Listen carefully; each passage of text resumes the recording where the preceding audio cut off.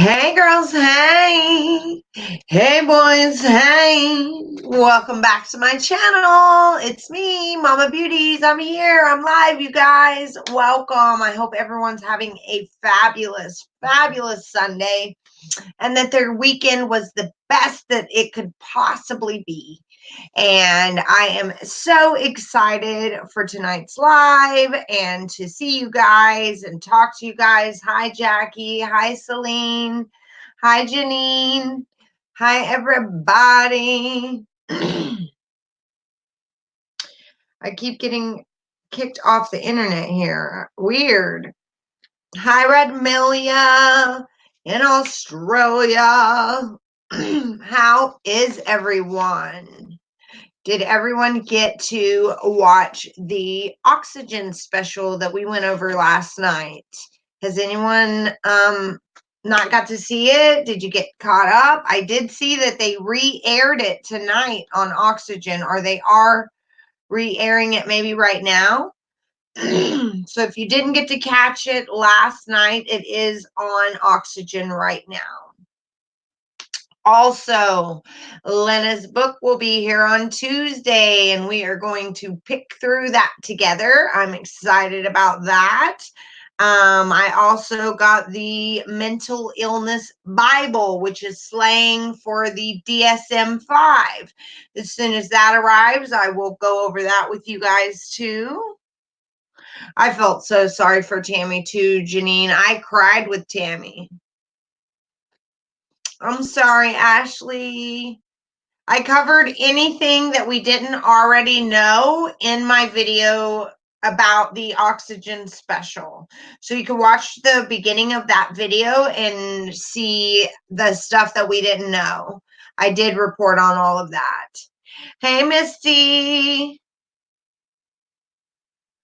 I loved how it was Tammy's point of view. And I love how Nate came back and described Shanann as this most amazing woman because he had put that outlandish crap out there that he had heard them arguing and then had to retract that. Nothing new except Tammy. That's right, Sheila. Hi, Tracy. Yes, Radmilia, I got the DSM-5 on its way. So excited about that.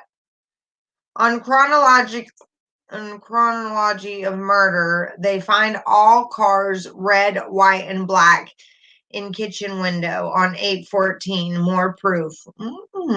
Nice. Hey, Carla. Wow. So I was sitting here thinking about all the things that I have in common with this case.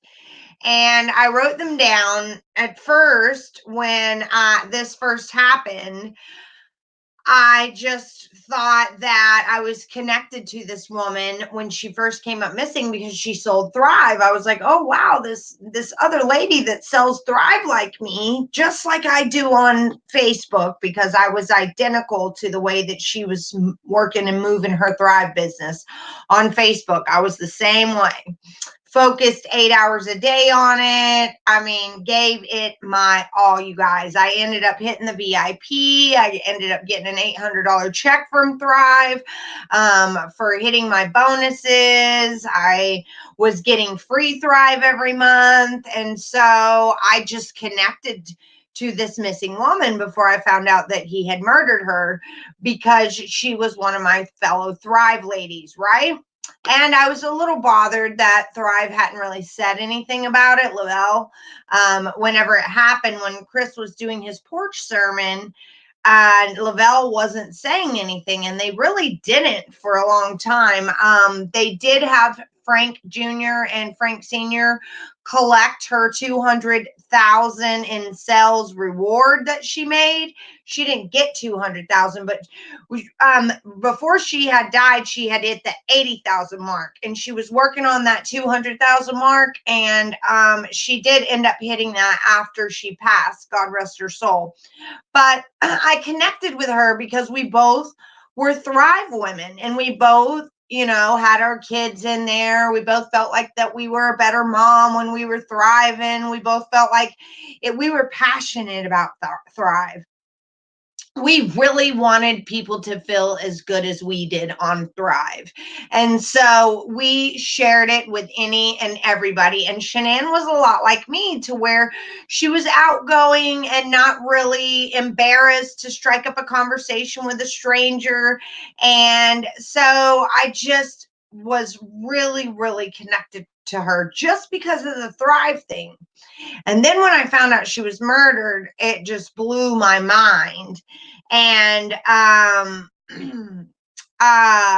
have a video on that, Celine, if you want to go back and watch it, about what I think about Thrive and all of that, and all of the direct sales companies that I'd worked for. So when I found out that he had killed her, I wanted to know more, because, again, this was like one of my Thrive coworkers at the time. And I did some digging and looking up, and I come to find out that they lived in the very town that my husband tried to kill me in. By the grace of God, my life was spared. But my husband literally choked me out in Frederick, Colorado, right off the interstate.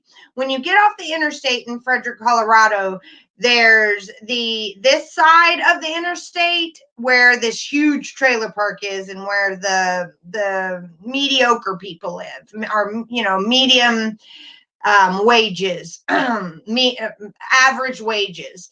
And then there's the other side of the interstate where all the new houses were going in, that was just beautiful cookie cutter 2-story homes. All of them looked the same, looked like Mr. Rogers' neighborhood. And that was the neighborhood that they were from. But I was just like, I was floored at the fact that this woman sold Thrive. I sold Thrive. And it was her husband that killed her, and it was in Frederick, Colorado. So immediately I started thinking, what's going on in Frederick? Is it in the air? Is it in the water? Is there other things going on there? Because the last time I had left Colorado, it was only weeks after my coworker had bludgeoned my other coworker to death, and blamed it on Ambien and whiskey. And they were best friends. They were super close. But he is saying he took this Ambien and this whiskey, and then next thing you know, he blacked out, and my other coworker, Coco, is on the floor, bludgeoned to death with this hammer. And so I just thought, wow, there's just something must be up with Colorado. But I only thought those two things that we had in common. I didn't know that there would be more. So the Thrive thing and the Frederick, Colorado thing, not only did my ex-husband try to choke me out in Frederick, Colorado, he held a gun to my head and made me drive around all night long. That's a whole nother story that I've already told on a whole nother video. But Frederick was dark for me. So I connected with Shanann on that level as well, because here we both thought that this was going to be our futures in Frederick, and that we were going to thrive there. And it ended up being the worst place for both of us to ever be. And unfortunately, she lost her life. And by the grace of God, I didn't. But I really wish that she would have too. I wish she would have survived this. It just really upsets me that she didn't stay in North Carolina. Now, that's the third thing. North Carolina popped up in the case. Her family was from North Carolina, and her husband moved from North Carolina to Colorado. You guys are not going to believe this, but my family's from North Carolina, and me and my husband moved from North Carolina to Frederick, Colorado. Okay, what are the odds? But yes, my parents, both sides, my parents live here, and we decided to go live where he was from, my husband. Chris wasn't from Colorado, but he still packed me up in North Carolina, and me and my husband decided to move to Colorado to be closer to his family. So we moved to Frederick, Colorado. So that was the third thing that me and Shanann had in common, right? So then, also the fact that, granted, mine is a 2002 and hers was a 2018, but we both drive a Lexus. Okay, I have an older Lexus that's paid for. It only had 125,000 miles on it when I bought it. I got it for a great deal. And so it's not that big of a deal that we have that in common, because hers was an SUV and a much nicer and top of the line. Mine was top of the line in 2002, of course, but it is an older Lexus. But that was another thing that we had in common, and it was just blowing my mind. And as I was digging deeper into the case, I found out that Chris was born in Oklahoma. Guess who else was born in Oklahoma? Yours truly, Mama Beauties, was born in Oklahoma, you guys. So me and Chris were born in the same state. And I just thought, and each of these things by themselves are not that big of a deal. But as I kept digging into the case, I just kept finding all these similarities. And so the next one is, my daughter's middle name is Nicole. And we know Nicole Kessinger, Nicole Atkinson. And it was another thing that stuck out to me, is that I named my daughter Gabby, that some of you guys have met. Her middle name is Nicole. So another thing, another crazy thing. Also, they worked in Longmont at the Ford dealership, both Shanann and Chris, before he started working for the oil company and before she started doing Thrive. They both worked for the Ford dealership in Longmont, and I also worked in Longmont when I lived in Frederick. I worked at the Outback Steakhouse right in the middle of Longmont. So that was another thing that we had in common. And what else was another thing? Oh, 1 month after the murders in September, my daughter made me a grandmother for the very first time. And since my name is Donna, I told her that I wanted to be called. There's a great grandmother on my granddaughter's father's side, and then there's a grandmother, which is my granddaughter's father's mom. And so they already took, I think it was Gammy, and the other one wanted to be called Mimi, so I couldn't pick any of those, and I didn't want to be a Nana. So I decided that since my name was Donna, that she was going to call me Nana. And then when I saw Sandy on the Dr. Phil episode, she said that the girls called her Nana, that she thought that the girls would be screaming out Nana or for their mom. And so that blew my mind too. And I had already been having my granddaughter call me this for 6 months when I realized that Sandy went by Nana as well. So my granddaughter calls me Nana. Um, let's see what else. August 11th is the last time that August 11th, 2018 is the last time that Nicole and Chris supposedly saw each other, right? It's the last time they went out. It was the last time they saw each other. Well, August 11th, 2018, my daughter turned 18. That was her 18th birthday. So that was like a huge monumental time in our family's, history. It was my daughter's 18th birthday on the same day that Chris and Nicole Kessinger went to the Lazy Dog and all of that. So, I don't know about Italian, if it's Italian Tracy. I don't know.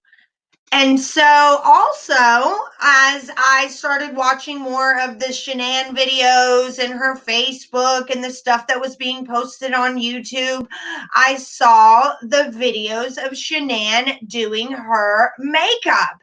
And those were the first lives I ever started doing on Facebook, you guys. I remember how out of breath I used to be, how scared I was doing my first lives. And this was before I even sold Thrive. Or no, yes, yes. I sold Unique. I seen Shanann doing the Unique mask, doing all the exact same stuff in her video that I did in my video for the Unique makeup because I was a pink presenter with Unique. I ended up going pink in my first month. I did really well with it, but after you sell all of that stuff to people, they really can't afford to buy it again anytime soon. So I didn't really do well with it after I had already sold to my friends and family. So I didn't do that great with it, and I quit selling Unique for Thrive. And it seems like to me, I am speculating and assuming that Shanann quit selling Unique for Thrive as well. So NK said she wanted to give Chris his first son on, they say on July 14th. Also, Myrtle Beach is where my husband asked me to marry him. It's not where he got on one knee and gave me the ring, but he did tell me in Myrtle Beach. We went to Myrtle Beach for 3 days together, and he did tell me that he wanted me to be his wife in Myrtle Beach. And that is where Chris asked Shanann to marry him, of course, with the ring and everything. But I got my ring when we moved to Colorado, but he did ask me to marry him at Myrtle Beach, the same beach that Shanann got proposed to by Chris. Also, my Bella middle name is Marie, and my middle name is Marie. Okay. And that's not so. We've got my daughter's middle name is Nicole, my middle name is Marie, and my brother's middle name is Lee, you guys. So, like I said, 2 or 3 of these things would not stick out to me. I would just pass them over as coincidence, as nothing. But to have a list, you guys, of things that I am connected to her with, and just the case in general, blows my mind. And so I really want answers. And let's say that NK is not guilty, like some of you guys are trying to tell me. Let's just say that she's not.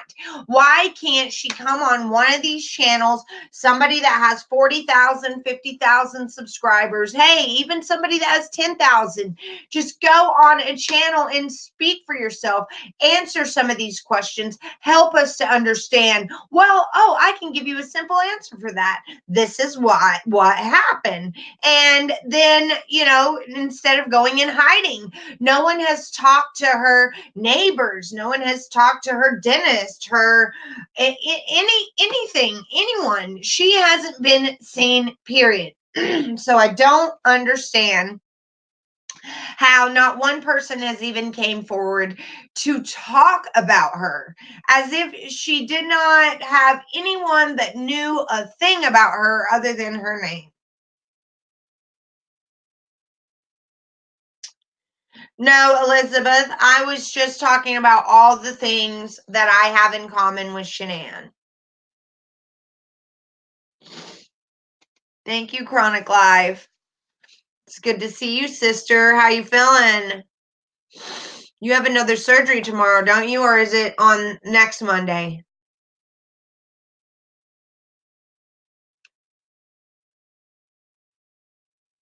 No, love. We don't have any updates on Nicole Atkinson. Sorry. I'm sure there's other creators. If you type it in, I guarantee there's other creators that are covering that. There's got to be. God rest her soul.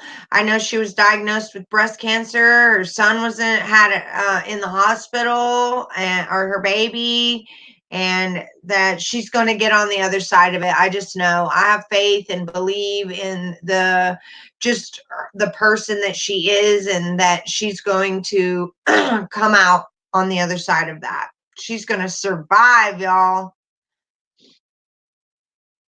She's probably back in the oil rigs. Yeah, Tracy. I'm sure she could go on Dr. Phil or a show like that as well. Exactly, Jersey. Anything. In tons of pain, in hospital now, and surgery in the morning. Oh, bless your heart, Chronic. You guys, we all need to send up some prayers for Chronic Life. Her surgery's in the morning. She just had surgery last Monday. She's already in the hospital. She's here in chat. So let's just send her some love. If you're a non-believer, do some meditation, send her some positive vibes. She needs it. We really want her to get on the other side of this as well. This is just a lot. She has been going through it, let me tell you, the last few weeks.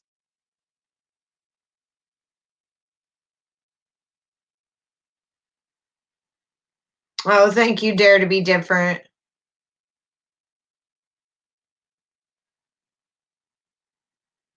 Okay, so let's get back to the discovery, you guys. I try not to read ahead because I want to read it with you. So I'm ready. I'm ready.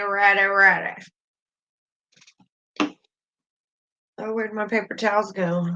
Oh, there they are.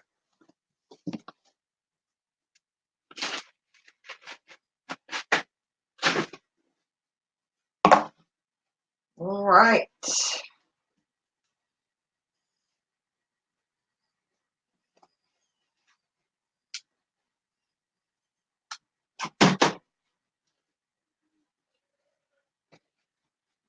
I'm sorry you had to be in the hospital tonight, Chronic. Hopefully this makes it so much better for you after tomorrow. That's right. That's all you can do, Chronic Life. One day at a time. Thank you, guys. Thank you so much. Surgery number 11 since May. Talk about a survivor right there. I'm telling you. Chronic is an inspiration to all, especially when it comes to medical phenomenons and things that are going on, and just surviving and still being a kick-ass, excuse my language, lady, period, and family member and all of that. We love you, sis. We love you. Hey, say Robbie. Yes, I read that letter. It is on Highlight Hollywood, you guys. The Watts family pretty much went public and said that their thoughts are with the Ruseks through the holidays, or the Rucheks, however you say that name. God rest their souls too.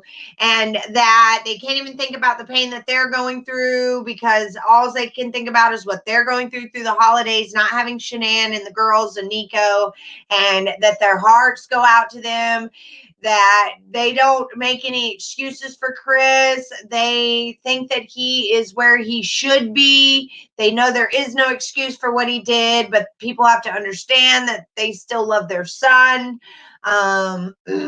But yeah, they tried to do all that. If you want to find out about it, you can go on to Highlight Hollywood and check it out. That's what I did. I saw another YouTuber covering it, and then I just went to Highlight Hollywood myself and read it myself. Oh, Chronic, you have helped me a lot too. I mean, you have been a blessing in my life. I am just honored to have crossed paths with you and gotten close with you. So amazing. All right, we're going to start off on page 581, and it's the phone extraction and the PDF document discs from the Thornton Police Department of NK's phone. And it says on August 22nd, Colorado Bureau of Investigation, Kevin Kobach met the Thornton police detective, Doug Parker, at the Thornton Police Department to pick up downloaded information from Nicole Kessinger's cell phone, her iPhone 6. Detective Doug Parker provided the attached documents that shows the contents of the phone, both active and deleted material. Detective Parker also attempted to search the download files for any material dated from August 11th to August 16th. That material was downloaded to a PDF document and was later booked into evidence at the CBI Lakewood, along with the complete XRY file download that was completed by Detective Parker. No other analysis was completed on the phone data, and no other analysis was completed on the other phone. Let's not forget that.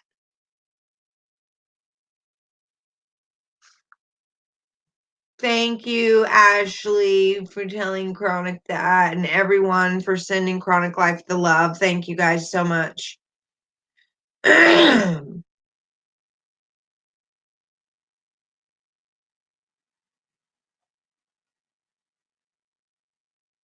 All right, so the next page is 583, and it's a follow-up on Shanann's missed doctor's appointment.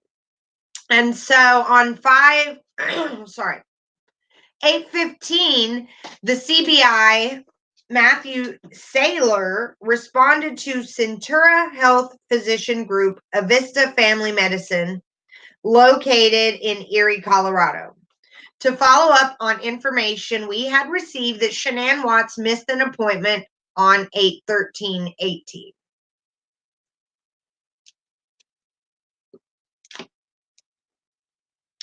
Upon arrival at about 11:45, I contacted Susie at the front desk.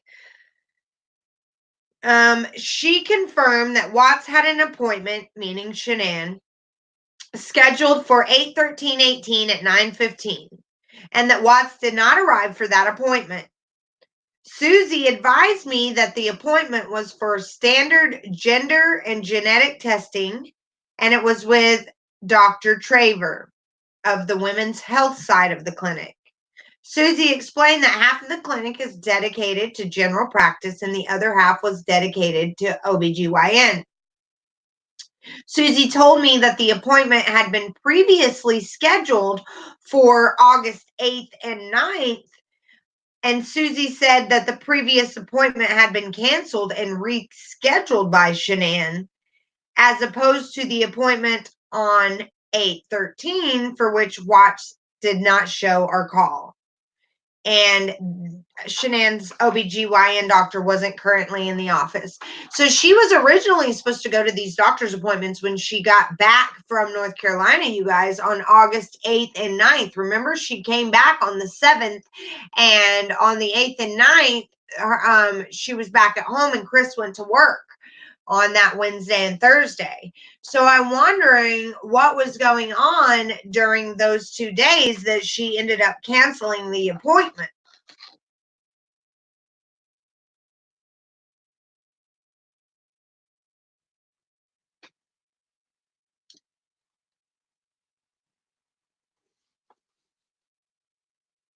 Susie advised me that Shanann was also a patient of Dr. Scott on the general practice side, but had not seen him since October of 2017. That doctor was not currently in the office either. So Shanann hadn't even been to her general doctor in almost a year. In that October, it would have been a year. So Thrive really was doing good for her because she hadn't even went to her general doctor except for, when she had her surgery, but she hadn't went to her family doctor. She might have went to her lupus doctor or whatever, but her general practice doctor she had not seen since October of 2017, according to Discovery. Yes, Chronic Life is.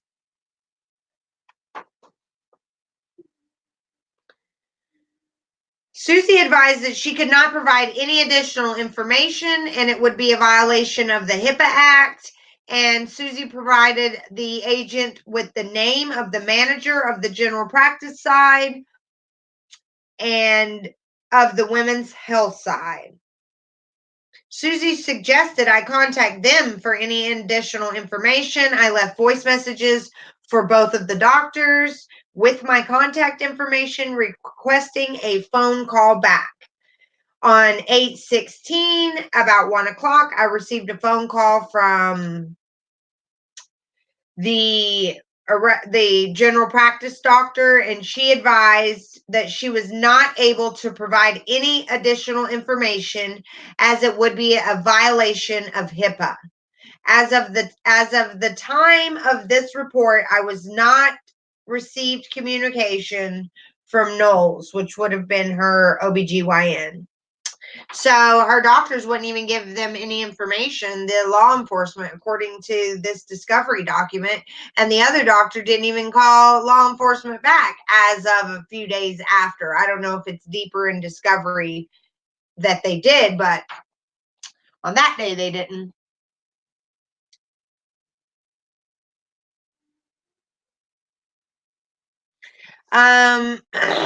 If Samantha typed a comment and it didn't, you can comment, but their StreamYard takes out some comments and won't post them automatically if they have a certain word in them, I believe. Certain words get your comment kicked. I don't, it allows me to put words in too to get it to do that, but I haven't done that, I promise.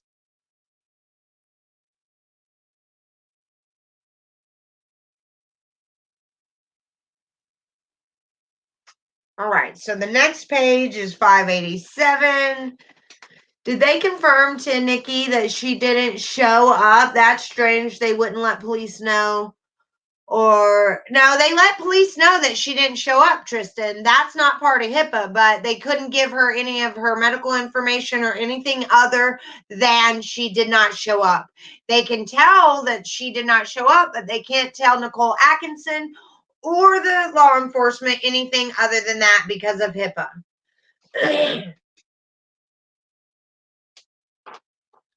All right, 587. This is the follow-up of the school.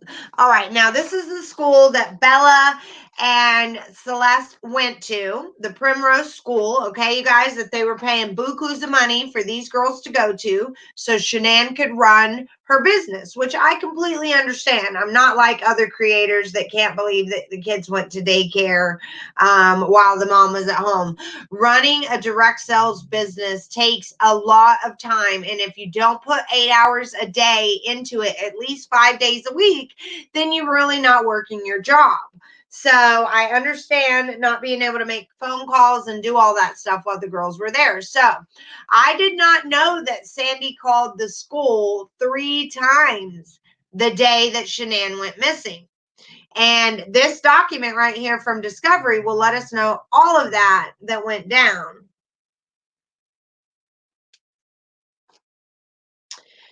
On 8/15, CBI agent Matt Saylor responded to Primrose School of Erie at Vista Ridge, located in Erie, Colorado, to conduct the follow-up. Primrose is the school of Bella and Celeste Watts, who did not show up for the first day of school on August 13th. It was reported that their father, Chris Watts, called the school to advise that they would not be attending. Now, these girls had their outfits picked out. They hadn't been all summer. They had been withdrew for the summer so Shanann could take them to North Carolina with her to stay with them and her parents. But this is the school that they had went to prior to the summer. They just got pulled out for that 6 weeks or whatever when she left. So their very first day was supposed to be that day. But Chris called and said they would not be attending. So when the agent arrived at 12:20, he met with the owner, whose name was Chris, and spoke with him in his office. And Chris said that both Bella and Celeste had attended the school last year and that their mother, Shanann Watts, had pulled them out for the summer because she was taking them to North Carolina for an extended trip. Chris said that both girls were scheduled to start at the school again when the new year started on August 13th.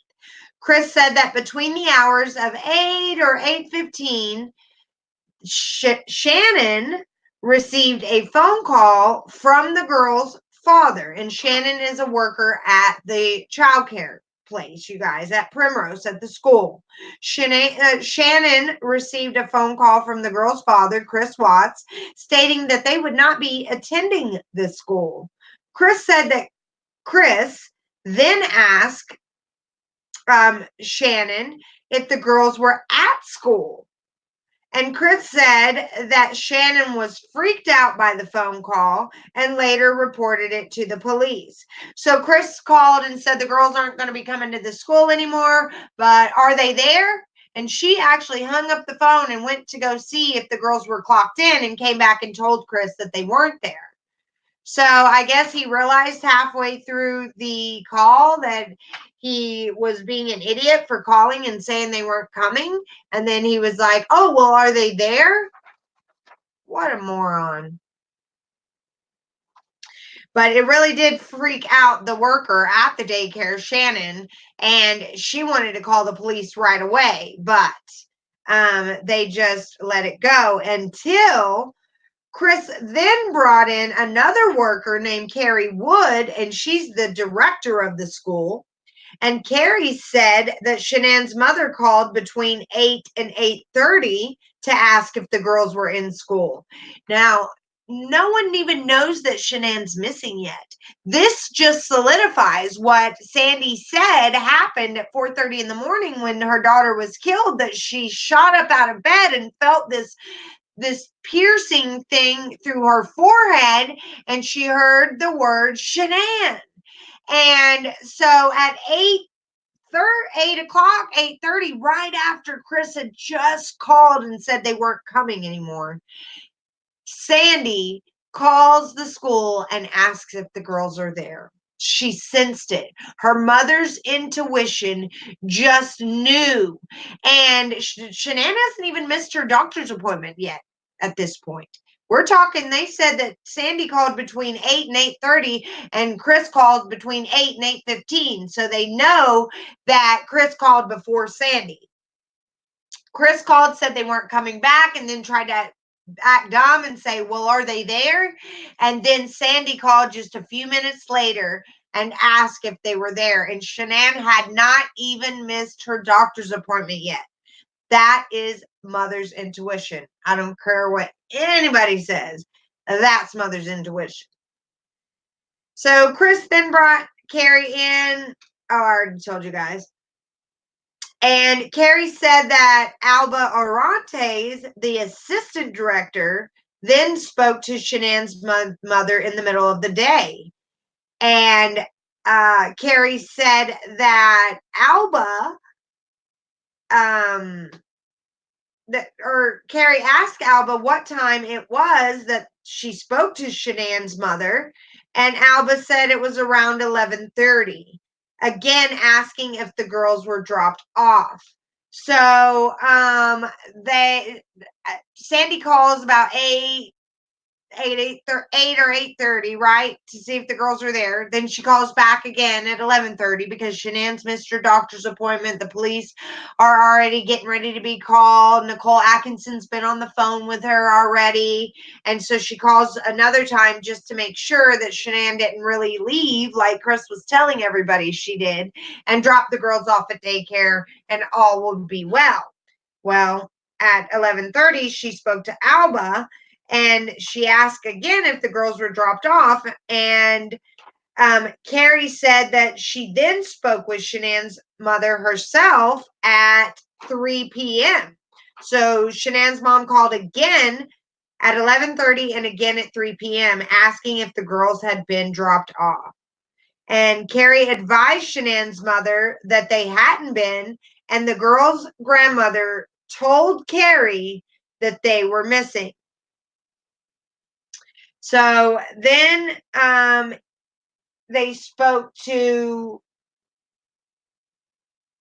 Shannon again. The cop spoke to Shannon. Let me turn my heat down. Listen to this.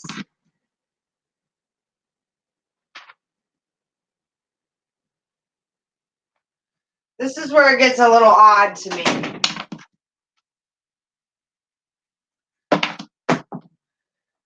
I think Chris was trying to make Sandy feel bad.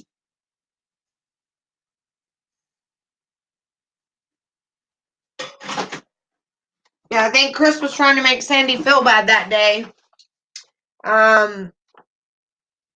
Because the agent spoke with Shannon, and remember, she's the one that Chris spoke to that morning. She's the one that Chris said they weren't coming, right? And so the agent spoke to her by phone, and Shannon said that Chris called at 8:15 on that morning and said that after he introduced himself, she told him that they were expecting to see the girls starting at the school, and he replied that he was calling to let them know that the girls weren't going to start. He said he wasn't really sure what was going on yet, but that they were going to be moving and putting their house up for sale, and that they were not sure if they were going to stay in this area. And Shannon responded, not Shanann, we're talking about Shannon from Primrose School, you guys. Her last name is Meyer. So Shannon Meyer responded with, "That's pretty crazy." And Shannon Meyer said that Chris then asked, "The girls aren't there, are they?" And Shannon Meyer said she told Chris no, she hadn't seen them, but to let her check and see if they were clocked in. And they were not clocked in. Chris said, okay, and to put them down as not coming in. And Shannon Meyer asked if he wanted to be placed on the waiting list in case something changes. And Chris replied that they might as well, but they weren't sure what was going on. Shannon Meyer told him to keep them updated and that the teachers would be sad to not see the girls today. Chris thanked her and then hung up. Shannon Meyer said that Shanann's mother, she couldn't remember her last name, but Shanann's mother called about an hour after Chris called and spoke with Alba. And Shannon Meyer said that Shanann's mother called back around 11 or 11:30 and spoke with Shannon. And Shannon Meyer said that Shanann's mother said that she was Shanann's mom and that everything was fine and not to tell anyone that she called. So that's odd. Was Chris giving her a hard time about calling the school? Because when she called back at 11:30, she spoke to Shannon Meyer, and she said that Shanann's mother said that she was Shanann's mom again and that everything was fine and not to tell anyone that she called. She said, "Don't tell anyone that I called and excuse me for caring. Don't worry about anything." So she was frustrated at that point. Chris was probably giving her a hard time. So Shannon Meyer said that she told Shanann's mom that she was glad everything was okay and that she was glad that they were able to talk to Shanann. And Shanann's mother hurried and hung up. And if it wasn't in Discovery, I wouldn't believe that. I would think that someone else called because it doesn't sound like Sandy, does it? But Sandy would have this removed from Discovery if it wasn't true, right? I don't know. So Shannon Meyer said that Shanann's mother called back again and spoke with Carrie Wood around 3 p.m. And the agent asked Shannon Meyer about Shanann's mother stating, "Excuse me for caring." And Shannon Meyer said that she assumed that she had spoken with Chris, who became upset that she had called the school. I asked Shannon Meyer if they told Chris that Shanann's mother had called, and she said no. The only time anyone at the school talked to Chris that day or that morning was when he called in the morning. I asked Shannon Meyer about Chris's demeanor when he called, and she said he seemed normal, but she was surprised that the girls weren't coming back. Meyer said that she suspected that they weren't really moving and that that was just an excuse. Shannon Meyer said that it was strange because they had just spoken to Shanann recently and everyone was excited about the girls coming back to the school. Shannon Myers said it was strange to suddenly get a call from Chris stating that the girls weren't coming back. Shannon Myers said she didn't notice anything strange in Chris's demeanor, but thought that it was strange that he asked if the girls were there. I asked Shannon Meyer if Chris was the one who typically called the school and dealt with school issues, and she said no. Shanann did the majority of the pickups and drop offs. So, right here, that hogwash that everybody's putting out saying Chris always picked up the girls from school every day. He was doing this, he was doing that. It says right here in Discovery by one of the employees from Primrose School, Shanann did the majority of the pickups and the drop offs. Doesn't say Kristen. Like Cindy put out there that Chris picked up the girls from school every day after work. Well, then Mrs. Shannon Meyer from Primrose School would not be saying that Shanann did the majority of the pickups and drop-offs. So, Shannon Meyer said that Chris did come to the school, but Shanann was the primary communicator. I asked Shannon Meyer, who normally called the school if the girls were sick or something similar, and she replied that Shanann normally would. So Carrie Wood then told the agent that her conversation with Shanann's mom at 3 p.m. She said that she asked if Shanann had ever dropped off the girls, and Carrie Wood told her no. Shanann's mother said that they were missing. And Lang said it was a surprise to Chris Lang, the owner of the school, said it was a surprise to find that the girls weren't going to be starting. He said that they had been attending the school since March of 2017, and Chris Lang said the school has never had any problems with the girls or Shanann or Chris. Chris Lang said that the girls being gone for the summer, they haven't seen them recently to notice any recent changes. And Chris Lang said that Shannon Meyer thought the phone call from Chris was very strange and wanted to call the police right away. But Chris Lang said he told her to wait until they knew something. And as soon as they heard that Shanann and the girls were reported missing, they called the police. And they left their business card, the agent did, with the owner of the school, and that's the end of the report. So it's crazy that girl had a sixth sense. Shannon Meyer, before Shanann was even missing and the girls weren't getting dropped off, Shannon Meyer wanted to call the police off the gate. So she was another Nicole Atkinson. So she wanted to call the police as soon as Chris called the school and said the girls weren't coming. And she didn't know anything about anything, but for some reason, she just thought it was way odd that Chris was calling the school saying that they weren't coming. Yes, hit that like button, you guys.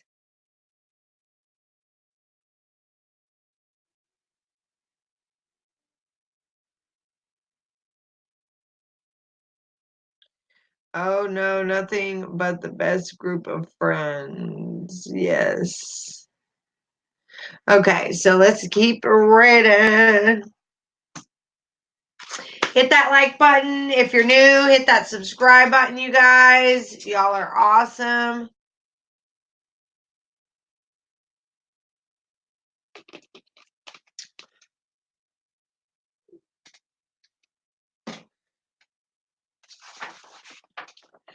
So the next page is page 591, and it is Shanann's ex-husband, Leonard. So for those of you guys that don't know much about Leonard, that was Shanann's very first husband before Chris, and it was determined that Shanann Watts was previously married to Leonard King, an attorney in North Carolina. CBI agent Galbraith interviewed Leonard King by phone on August 15th. I spoke to Leonard King by phone at 2:27 He had heard about the case in which Shanann and her children were missing. Leonard reported that he and Shanann married in 2002 or 2003 and divorced in 2007, 2008 in South Carolina. They had no children from their marriage together and have not communicated in over 10 years, he estimated. Leonard reported that he and Shanann took out life insurance policies when they were married around 2004 or 2005 through USAA. They were large policies, 250K or 500K. But after the divorce, Leonard kept his but changed it to 100K and changed the beneficiary. He assumed that Shanann kept her policy and would have changed the beneficiary. Leonard denied that he currently had any policies on her life. Leonard does not believe that the divorce decree addressed the life insurance policies. Leonard's current wife dabbled in Thrive, which was the same employment as Shanann Watts. Leonard had heard that Shanann was really involved in Thrive. Leonard actually did not know Shanann's last name until a few days ago. He learned of this case from social media and news. He had already been contacted by the NBC News. Leonard agreed to share my contact information with his wife for her to call if she knew anything about Shanann, possibly through Thrive. I asked Leonard about his relationship with Shanann. When their marriage was not going so well, Shanann poured herself into work, worked a lot, and stopped coming home at night. Leonard was unable to get details from her. Shanann would stay gone, but he was never concerned that something happened to her. Leonard knew that Shanann first worked with cell phones when he met her. She then went to work in Charlotte, North Carolina for a Middle Eastern guy that owned a tire and wheel business called Dirty South. She was the store manager. Leonard had heard that Shanann left her cell phone at home. He said that she used it consistently when he knew her, and she was very well attached to it. Leonard knew nothing of Shanann's current husband other than what he had saw on the news, and Leonard said that people liked Shanann. She had a compelling personality. Shanann was in high school with Leonard when they first met. She got along well with people. I asked about Shanann's skill in conflict resolution, and Leonard said that he was very interested in marriage counseling, and they went to a couple of sessions. But it was virtually impossible to engage Shanann in conversation. Once she was done, she cut herself off from him. At home, they would be in different rooms, and she was always too busy for what Leonard had going on. She was not confrontational and more just withdrew. And then the agent thanked Leonard for his time and ended the interview. And that was Leonard's interview. I know I shouldn't, but I'm dying to know what the message deleted said.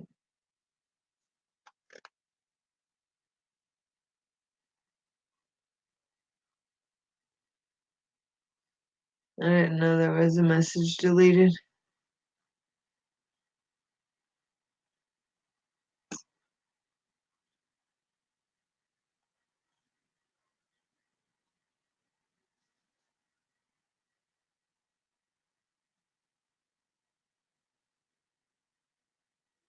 Huh.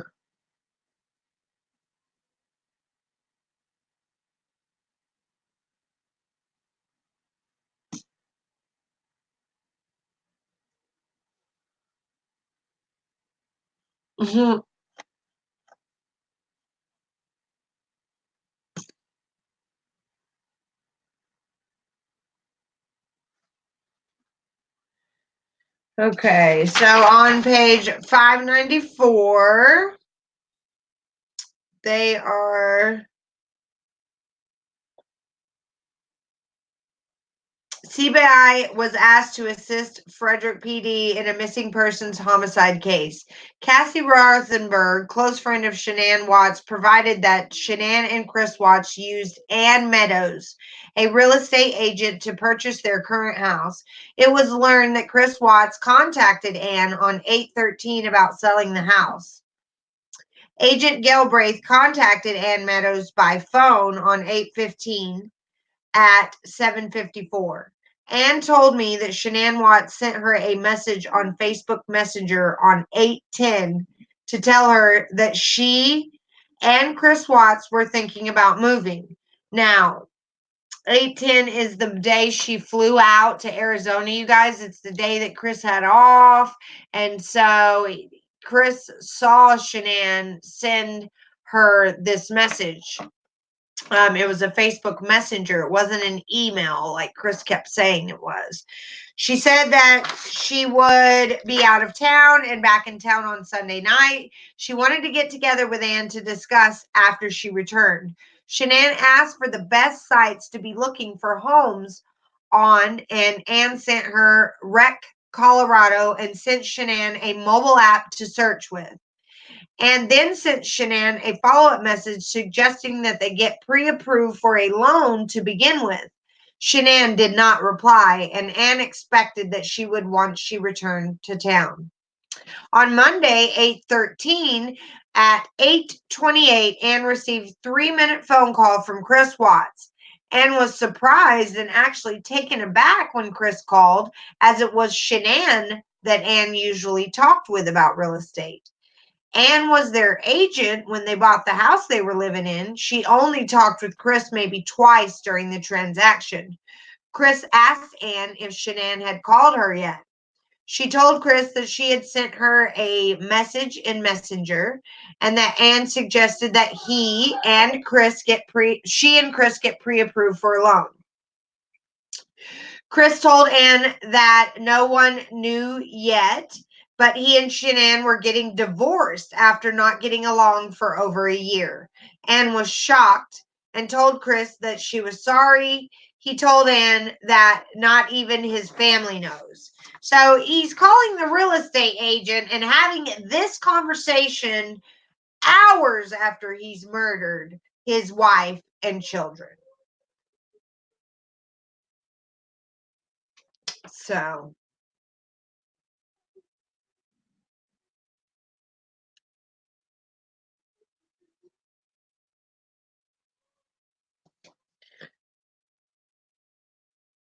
what's going on in my chat here?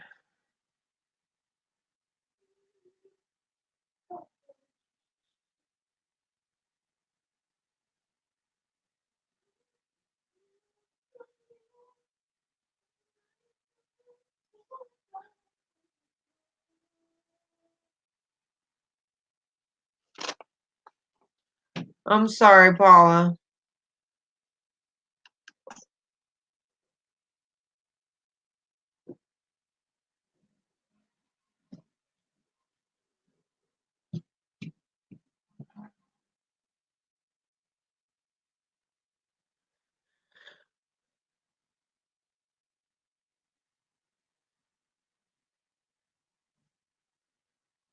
Shanann had a house in North Carolina in her name, and I don't think she had the best credit. That's why all systems go.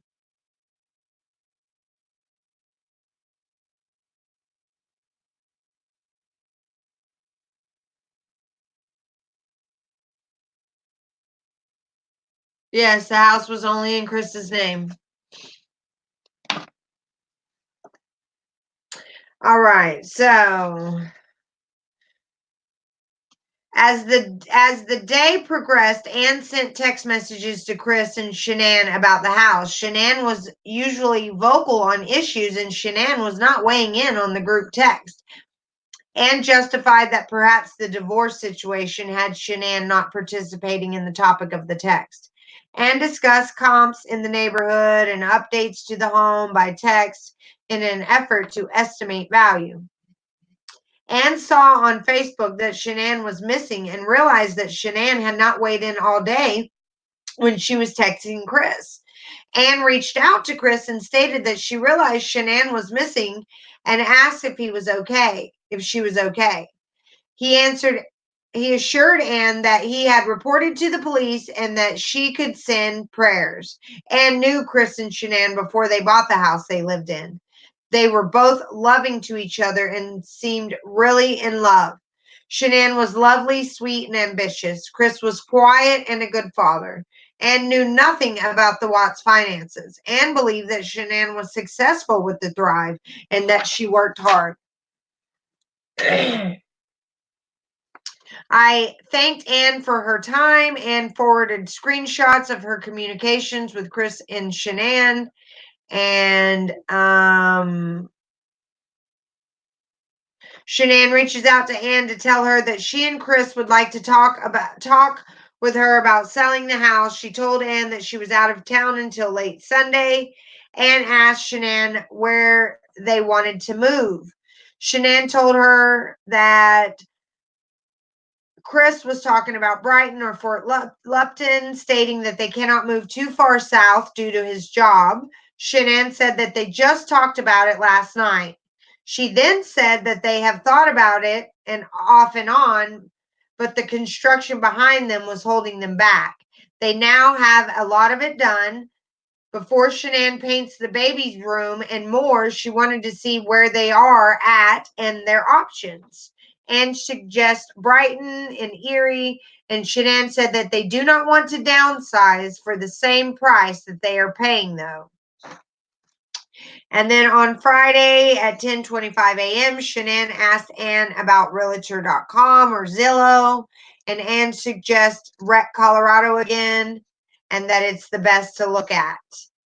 And then on Saturday, Anne messaged to suggest Shanann talk to one of Anne's lenders.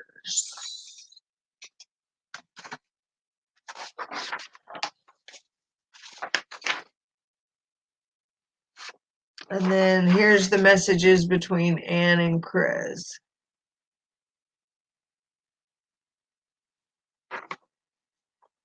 Yeah, I'm thinking that. Chronic Life, you're right about why.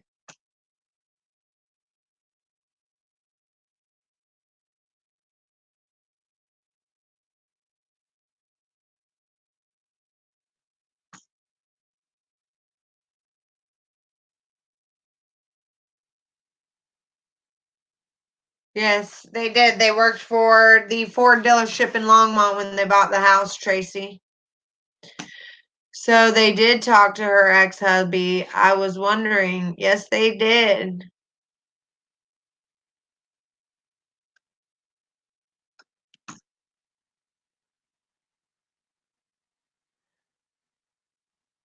Yes, Tracy Wells. That's what this community is all about. I've told my survivor story. There's other people that have shared their survivor stories here, and that's what this is all about. Everybody always thinks that they've been through the worst thing that you could possibly imagine. And then you're humbled by somebody else's experience, which is way worse than yours ever thought about being. And so this community is a safe place for each of us to share our survivor stories because none of us are victims.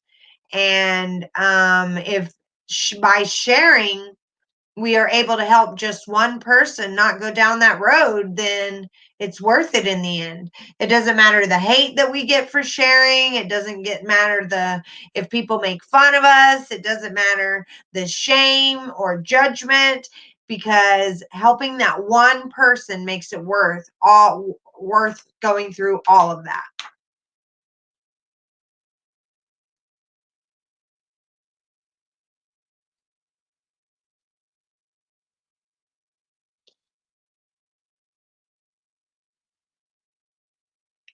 Yes. His ex-wife sold Thrive as well, but she fizzled out.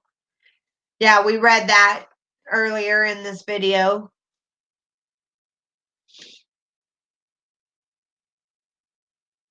Okay, so the text between Anne and Chris on Monday at 12:27.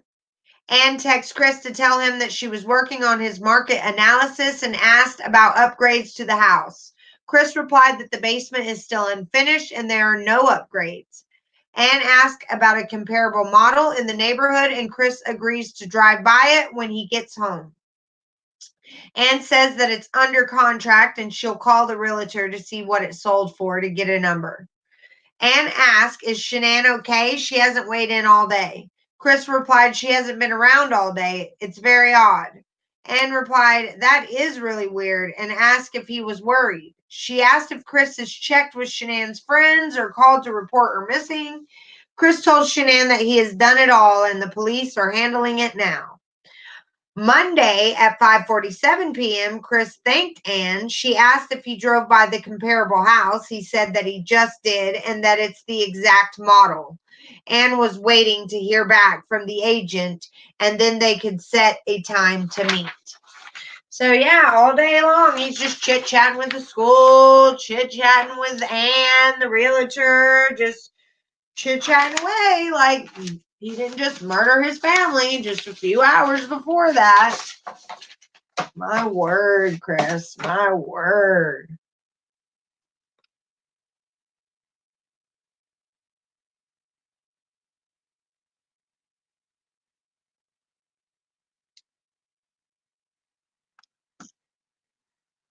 Yes, but my moderators have never even had to block anyone. My moderators just became my moderators, Celine, like 4 days ago. This channel's been up and running for 2 months. There's never any drama in the chat box. I get rid of people. I mean, if people are constantly stirring up drama, even if people are coming in here and they're always Debbie Downers and I can't ever uplift them and they're just constantly upset, those kind of people are going to get blocked too. I want to be able to help you, but misery loves company as well, you guys. So and you're welcome to email me. You'll never not be able to email me, but I also want the channel to be uplifting every once in a while too, and not just always constantly dark and everybody's tragedies and turmoil. And I want to be here for everybody, but I also don't want my lives to constantly be about that as well. So we can all be adults and suck it up, buttercups. I mean, it's life.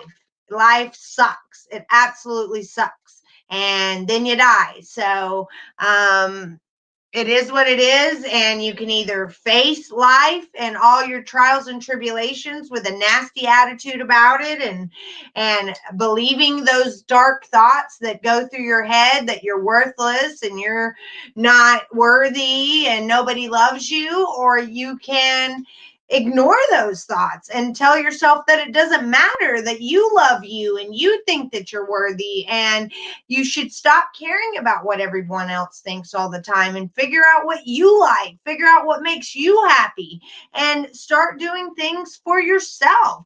Start making yourself happy instead of relying on other people to pump you up or lift you up. There comes a point where you have to stand in that mirror and you have to say, nobody's going to do this for me. I have to tell myself that I'm worthy. I have to tell myself that all that depression and anxiety that's constantly dragging me down is not the way that the route I need to go. The secret of life is you. And so you have to take the worst that's happening to you and still find some things that are awesome. I mean, your children are alive and you're alive and your children are healthy, or even if your children aren't healthy, you still have your mom and dad, or there's always something that you can look at in your life instead of focusing on the negative. There's got to be one positive thing, and if you think there's not, that you're one of those people that are focusing on the negative. And so it brings down the morale of the people around you. People are like, oh, great, here comes so and so. They're just going to be, oh, negative Nelly. They're just going to be talking about how horrible their life is, and your life might be horrible. You really might have justification to act like that, but what's it doing for you? What's it doing for you by being depressed and sad and devastated? How is it helping you in any way, shape, or form? It's not. So you need to get out of the environment that you're in that is allowing you to stay in that downward slope and figure out a new environment to be in where people are going to be uplifting and supportive and help you. But then there's also going to come a time where if you are continuing to be like that and nothing is helping you, then people are going to end up closing doors on you and bridges will get burned.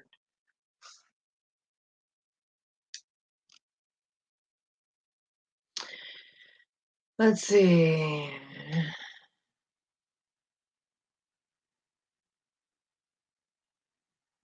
I'll have to check her out, Tracy. I wish I had time to follow people.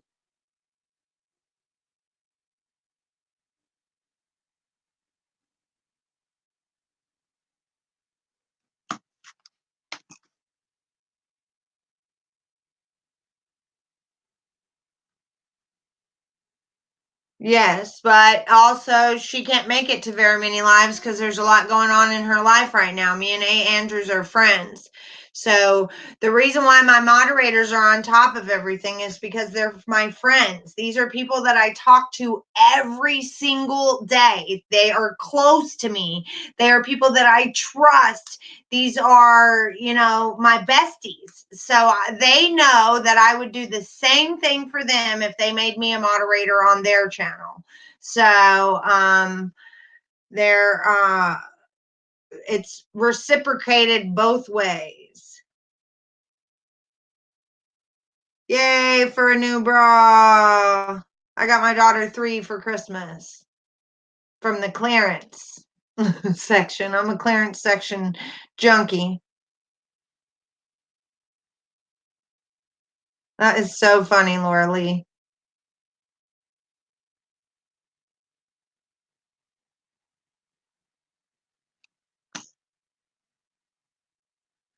Okay, so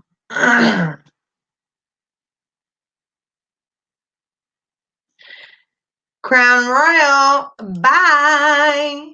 I trolled you so.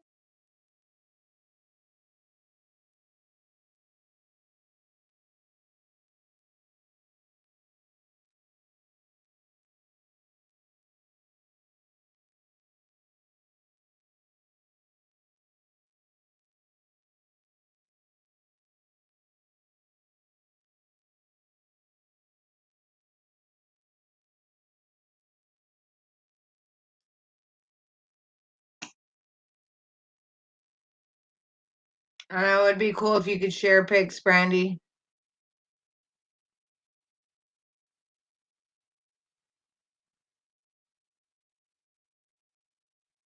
Wish I could send pics too.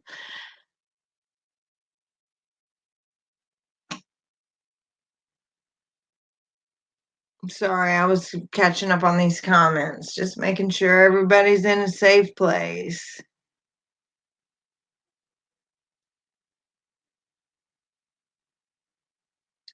I know only I can block.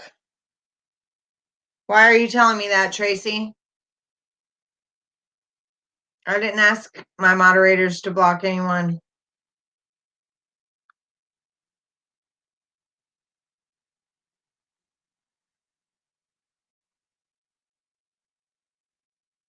Yeah, well, the thing is that I'm reading Discovery, and it's a serious matter, you guys. Discovery is dark enough with all that's going on with it that the last thing I need to be dealing with is people that are in crisis in my chat.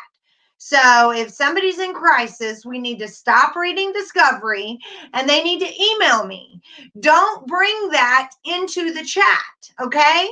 It's just to get attention, and you want everyone to be focused on you. So if you are really in crisis and you really need somebody, then you email me and I will stop what I'm doing and we won't read Discovery. We won't do any of that. We will focus on you and get you into a better place. And if it's beyond me, then we will get you help. But when I'm reading Discovery, the last thing I want going on in my chat box is people being even darker. Okay, we need to be here for one another while we're reading this disgustingness. Okay, and I want to read it because we are finding out lots and lots of truths that people didn't know about, things, little details that nobody's ever talked about, and it is actually smashing some of the things that people are lying about as well. So, like, Chris went and picked up the girls every day from the daycare, when the daycare worker said that Shanann did it the majority of the time. So if you guys, I want to be here for you. This is what this channel is all about: domestic violence, addiction, being here for one another. But we're not going to just take the chat all focusing on you when we're trying to read Discovery here. If you do not want to be here for Discovery to read it, if it's boring for you or you don't want to hear it, you've heard about the Chris Watts case too many times, then please go watch another creator right now. But if you're only here to get attention and to chit chat, then share your emails with each other right now, and you guys can send each other as many emails as you want and do whatever you need. But I'm reading Discovery. So if you don't want to hear about Discovery, then go do something else.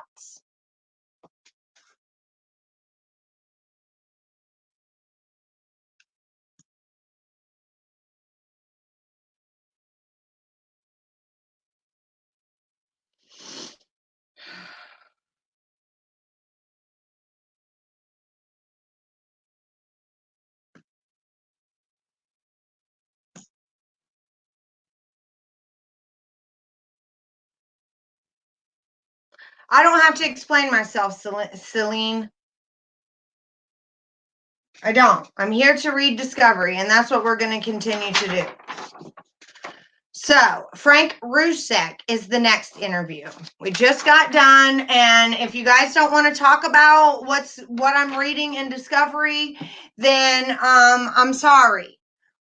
Let's keep the chat focused on what I'm reading.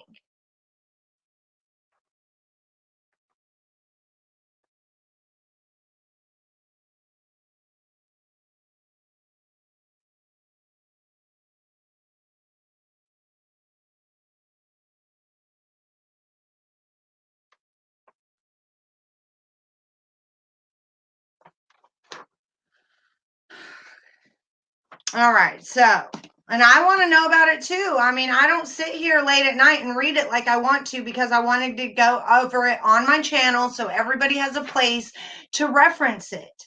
All right, and so we just need to focus on what we're here for. I will do another live. Tomorrow is Monday Mama meeting, and we can talk about anything you guys want to. Anything. But right now we're here for Discovery, so let's hit it. Frank wasn't interviewed, you guys, until 8/21, and it was by Matthew Saylor and Tracy Schwartzbauer. And they responded to the Doubletree Hotel in Greeley, Colorado, to interview Frank Rusek, father of Shanann Watts. So they must have been staying at that hotel. The interview was conducted in his hotel room number 205 and began at approximately 2:36. The interview was audio recorded, and a copy of the recording is attached to this report. The following is a synopsis of the interview. For additional details referring to the audio recording, it should be noted that prior to the interview, when I met with him in the lobby of the hotel, Rusek advised me of a Facebook friend request he received from someone claiming to be Chris Watts, Shanann's husband. And this is referenced at the beginning of the interview. It was later determined that the account that the friend request came from was a fraudulent account not belonging to Chris Watts. See, I didn't even know that. I didn't know that Frank got a text message from or a Facebook message from a fake Chris Watts account. That's crazy. Why would someone do that to a grieving father? And who would do that? Do you think that Kessinger would do that? Who would do that? Wow. That's nuts. Mm-mm-mm. Yeah, I wonder why it was so late too. That is strange why it took so long for them to it was the first time they came to Colorado, Dorothy said. Yeah, that is crazy that someone would do that. So Frank said Chris Watts was a great father to his children, Bella and Celeste. He said he couldn't have asked for anything better for his grandchildren, and that Chris would play with them, bathe them, and take care of them. Frank said that he felt the same way about Chris as a husband to Shanann, and that he never saw any problems between them. And you guys, this is on August 21st. This is a week after he killed his daughter, and he's still able to point out the good things about this man. You know what I mean? These are the kind of people that we all should be, trying to look up to. People like that. People that who just been their daughter and was murdered and their grandchildren taken away from them, and they still can talk about the good in Chris. Now that is crazy. I mean, not crazy, but it's inspiring, And just like Sandy said, when they went to her and they said, listen, Chris wants to take this plea deal, so he takes off the death penalty off the table. Are you willing to do this plea deal and not go through with the death penalty? And she said that man took away my daughter and granddaughter's lives. I don't want to be in the position that I decide to take away his. Isn't that crazy?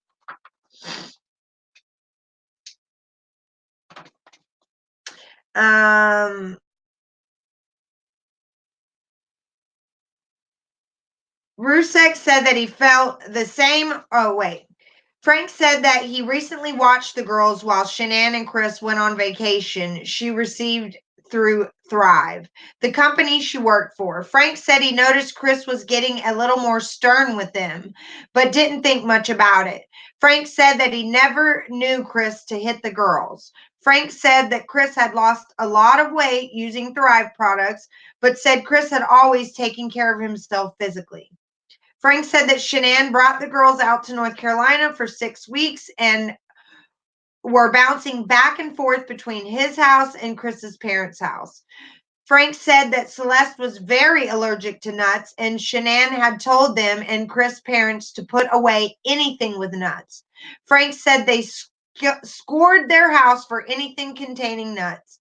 Frank said that Shanann took the girls to Chris's parents' house a couple of times, but that she didn't get along with Chris's mom.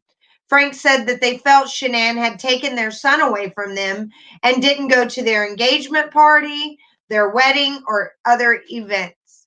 Frank said that one time when Shanann took the girls over to Chris's parents' house, possibly during the second week of her vacation, Shanann called him and said to get her away from Chris's parents. Frank said that there were nuts all over the house, and some kids were eating ice cream with nuts. Shanann and Chris' mother had words, and the mother told her it was a training lesson. Shanann was angry and told Chris about it, who spoke with his mother. And Chris's mother told him the same thing. So Shanann never went back to Chris's parents' house. Frank said that Shanann and Chris would FaceTime, call each other just about every day so Chris could see the girls. And Frank said that a couple of times he overheard Shanann say something to Chris about him not paying attention, like he was in another world. Frank said that when Chris came out to North Carolina, he was the same way as he always was as far as his demeanor. Frank said that Chris has always been quiet and doesn't show emotion. Frank said that everything seemed normal and neither Shanann nor Chris ever gave any indication of marital problems. Frank said that when they heard that Chris was going to a baseball game on Saturday, he thought it was strange as he's never left the girls with someone else when Shanann isn't there. Frank said Shanann checked her finances on the phone and found out that Chris had spent over $60 on a dinner that Saturday night and asked him about it. Chris told her that he had salmon and a couple of beers, but Shanann thought it was a lot of money for salmon and a couple of beers. Frank said that he was told this by one of Shanann's friends, not from Shanann.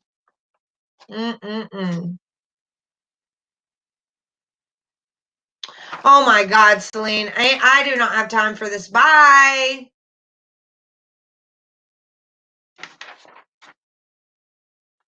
Okay. That's what was upsetting me anyway. Was you.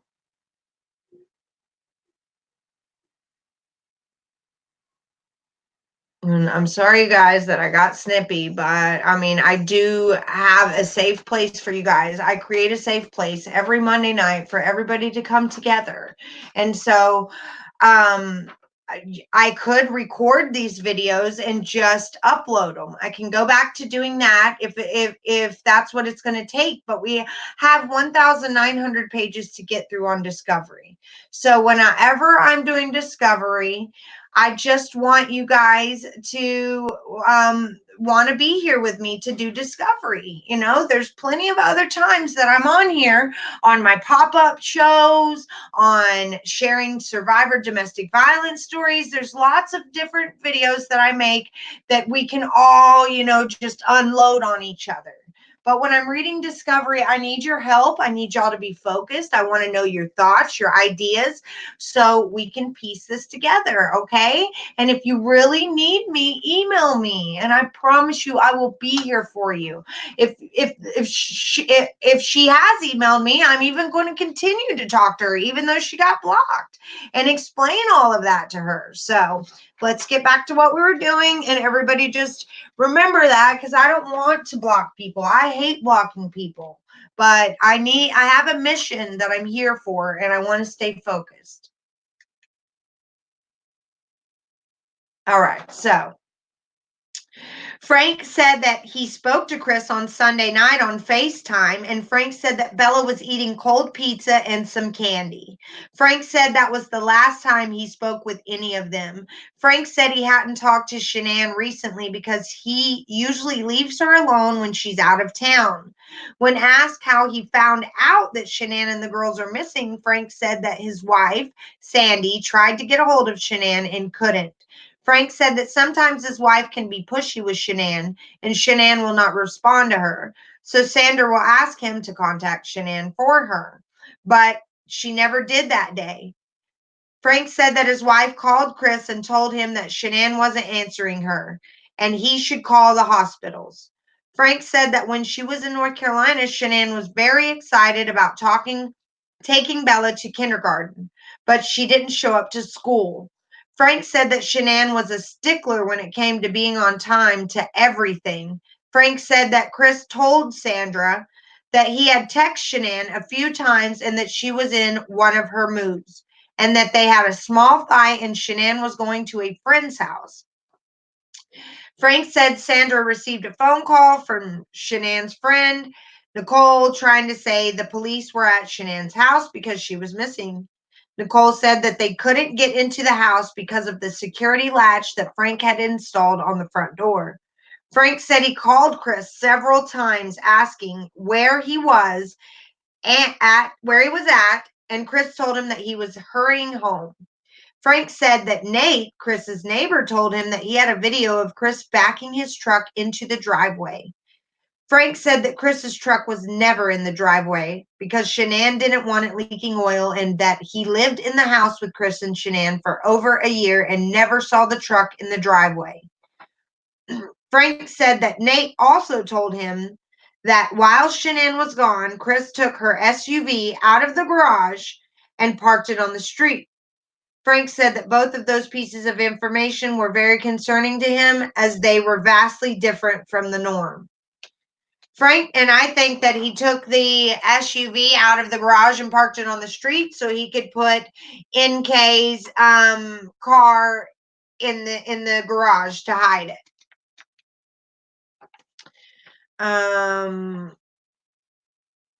Frank said that Sandra was on the phone with Nicole when they got into the house with the police, and they heard that Shanann's cell phone and purse were still in the house. He knew something was wrong.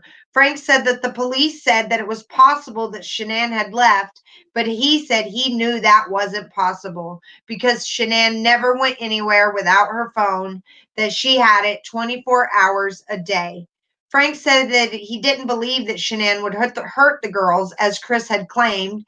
He said that the girls were her life, and taking care of kids was her life. Frank said he didn't know anything about Shanann and Chris's financials, and as they never discussed it with him. Frank said that they never asked him to lend them money either. Frank said Shanann never told him anything about her and Chris not getting along. Frank said that Chris and Shanann met through a mutual friend in North Carolina. He said that Shanann had migraines and fibromyalgia, and one time when she first met Chris, she told him that her head was hurting and she fell asleep on Chris's lap, and he let her stay there for hours and didn't move while he rubbed her head. Frank said that Chris and Shanann married in North Carolina and then moved to Colorado because the weather was better for Shanann's medical condition. Frank said that Chris quickly found a job in Colorado because he was a master mechanic and moved out before Shanann did. Shanann stayed behind because she had to sell a house she owned in North Carolina. And Frank said they moved to Colorado about 4 or 5 years ago. So, I mean, for all we know, Chris could have met Nikki when he was out there by himself, when she stayed back in North Carolina to buy the house, to sell her house. What is going on?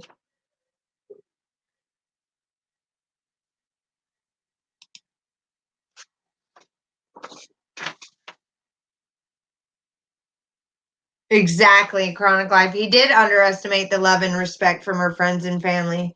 Frank said that Chris deleted his Facebook page about a week and a half ago when he talked to him on the phone Monday, 8/13. Frank said Chris was not very active on Facebook and wasn't aware of any other social media he used. So, I mean, not a lot of people talk about that. Why did Chris delete his Facebook right before he murdered Shanann? The day of the murders, he deleted his Facebook.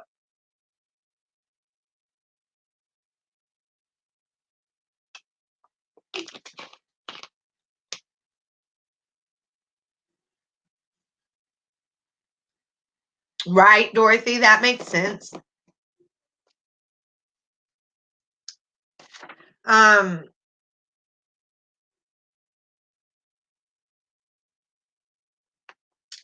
Frank said that Shanann called and told them when she was pregnant. Frank said that they believed Chris and Shanann were trying to have another baby, but they were concerned for Shanann's health.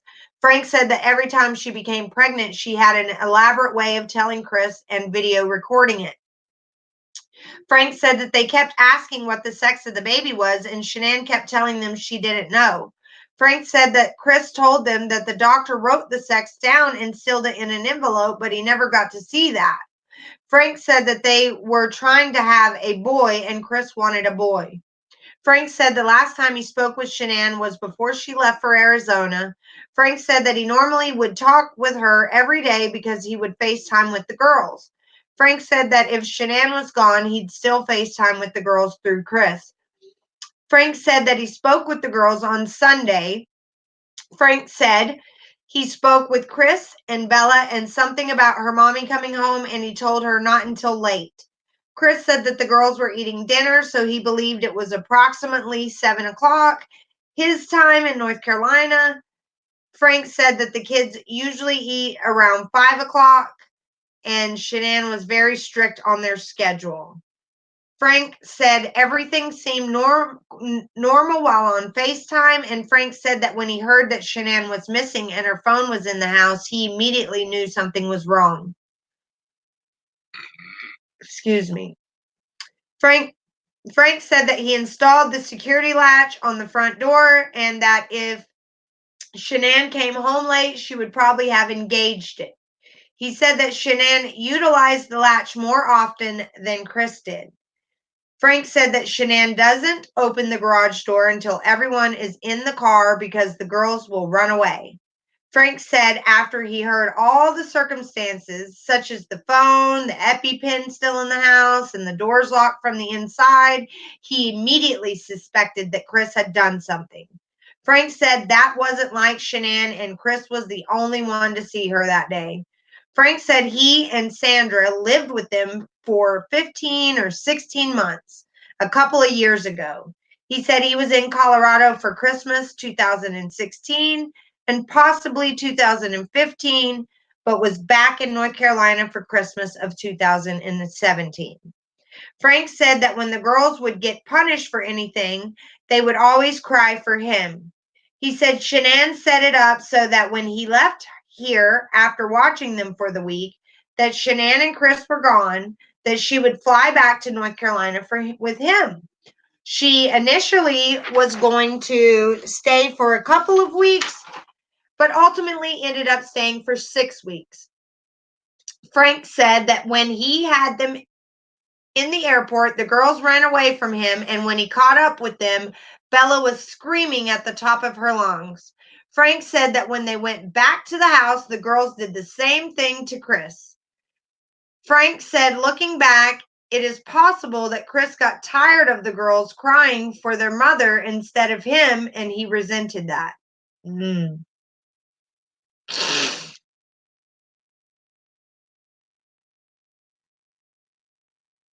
Mm-mm-mm. All right.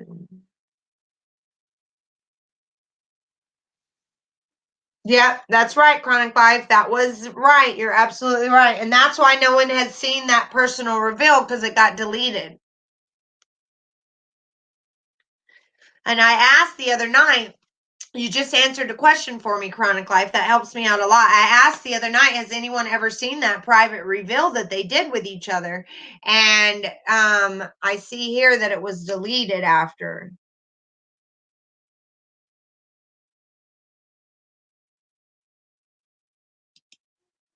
Chris didn't think Shanann could get pregnant again. He kept having sex with her. Yeah, you're right. He thought that she was going to have to take fertility pills, Milliam. You're absolutely right. And you're right about that too, Dorothy. Okay, so Frank said that Chris's father was very close with the girls and always commented on Shanann's post of the girls on social media. Frank said that it's possible that Chris thought that if something happened to Shanann, the girls would go to her parents instead of his and didn't want that to happen. So Frank says that he killed the girls anyway, the girls too, because he thought that they would go to Shanann's parents and not his. Frank said that 6 weeks trip to North Carolina was the first time they had visited for that long. Shanann initially said she was coming out for a couple of weeks, then decided to stay longer because she was pregnant and wouldn't be able to keep flying. Frank said that he and his wife taking their vacations to come to Colorado to watch Bella and Celeste, while Chris and Shanann would go on their trips paid for by Thrive. Frank said he believes the time Shanann was in North Carolina gave Chris time to think about what he wanted to do, and that he doesn't believe the murder of Shanann and the girls, was a spur of the moment thing. Frank says that this is because Chris moved the car out of the garage, that he had a girlfriend and he knew where to take the bodies, and that things don't add up.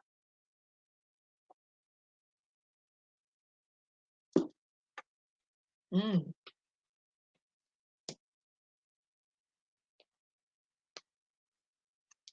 You're a smart man.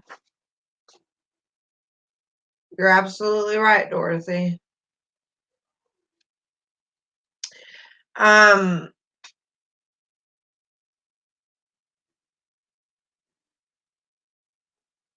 where did I end up? Oh, Frank said that Shanann got her Lexus through Thrive, who paid for the car. He said that Shanann told Chris to take an Uber to the airport when he went to North Carolina, and he took the Lexus instead. Frank said this angered Shanann because she was worried about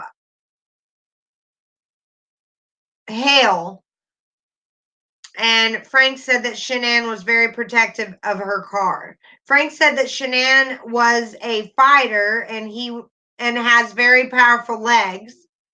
Frank said he believes that Shanann was sleeping when Chris killed her, because if she had been awake, she would have fought Chris and he would have injuries. And I think he's right about that too. She was either sleeping or drugged.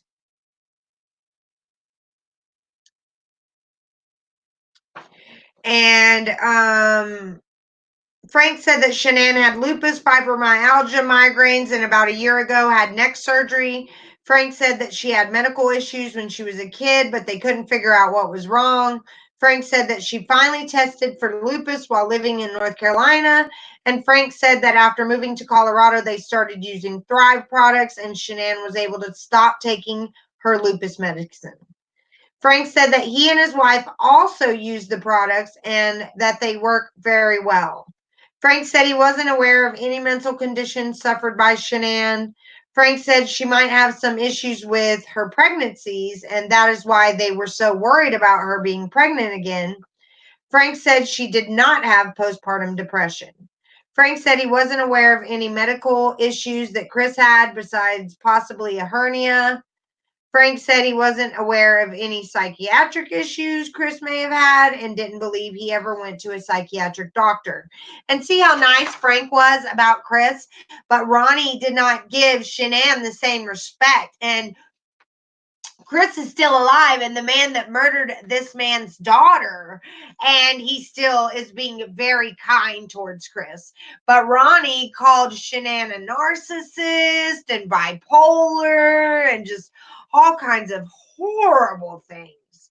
And it just goes to show the differences between the two upbringings and the families. Frank said that Celeste had several allergies, as well as a problem with her throat that went away. He said Bella had allergies when she was a baby, but no other medical issues. Frank said that he spoke with Chris every night on FaceTime. He said that they called every night around dinner time to talk to the girls, and he didn't call to speak with just Chris. Frank said they called on FaceTime on Sunday, the 12th, on his wife's phone. Frank said Bella was eating cold pizza and didn't see Celeste but heard her. Frank said that he heard her talking about mommy coming home. And Chris told her that she was coming home tonight, and when she woke up the next morning, her mom would be home. Frank said that Chris has a sister. He said Chris's dad was very involved with the girls, and his mother was more hands off. Frank said that all of Chris's family blocked them on Facebook after the fight over the nuts at Chris's parents' house. And Frank said that Shanann and his son, Frankie Jr., are his only children. Frank said that the keypad to the garage door did not work when he was living at the house and believes it was still broken. And Frank said that it was not uncommon for there to be a blanket on the couch in the loft, and that there was usually a king-sized blue or burgundy blanket.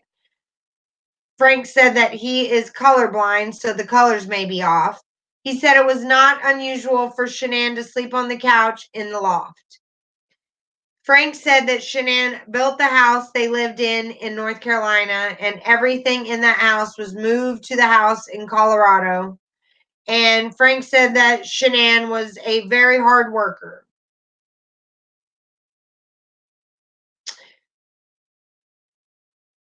They lived in the house in North Carolina, so I guess Chris moved into Shanann's house in North Carolina, or did they buy it together? I think it was just Shanann's house, I think, in North Carolina. The one in Colorado was just in Chris's name. Frank said he had no further information. I left my contact information and advised him to contact me. And that is where I am going to end tonight's She Got Him the Good Job. Yep. I'm going to end tonight's discovery reading, and I'm going to go ahead and go because I got to get up early with my granddaughter. She's been here all weekend, you guys. So thank you so much. And I will see you guys tomorrow. Bye.